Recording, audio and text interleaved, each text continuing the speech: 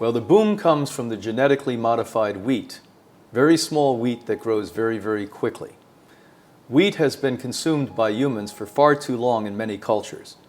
The white Anglo-Saxon culture has notoriously been eating it for millennia. And so what our bodies did is create a resistance to it and react. We've sped up that whole entire process by creating genetic wheats that literally start to create the disorder right away, rather than waiting a long period of time of overconsumption.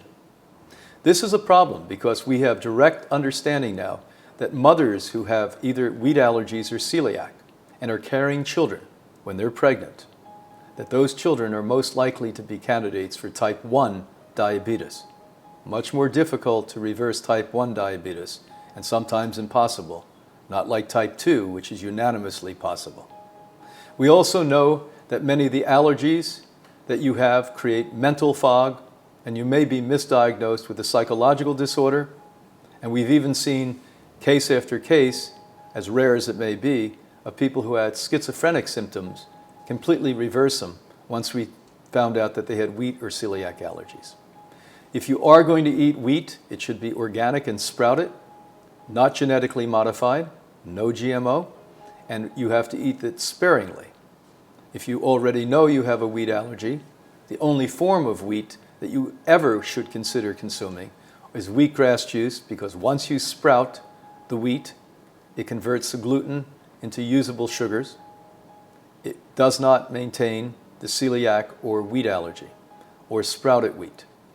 But best for all of you listening that have celiac and wheat allergies is use spelt or kamut if you can find those organic seeds and use them, because they even have less of an impact as far as those two disorders. Autoimmune disease is another catchy word that the medical faculty pours out into the minds and people in the public.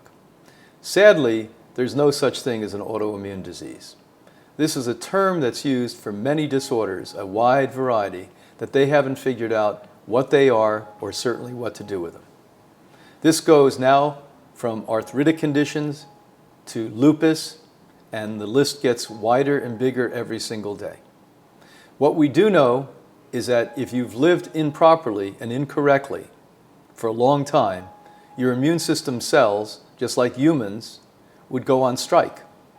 They become lethargic, and if you've really been abusive to them, they literally become like drunks. Dysfunctional immunity. One of the terms that is used is cellular attack. This is very, very dangerous to make and embellish this. Make this up and embellish it and tell people. Your immune system does not attack you. If that were true, you would die within a very short period of time. You have drunk immune system cells, lethargic immune system cells. They're not functioning.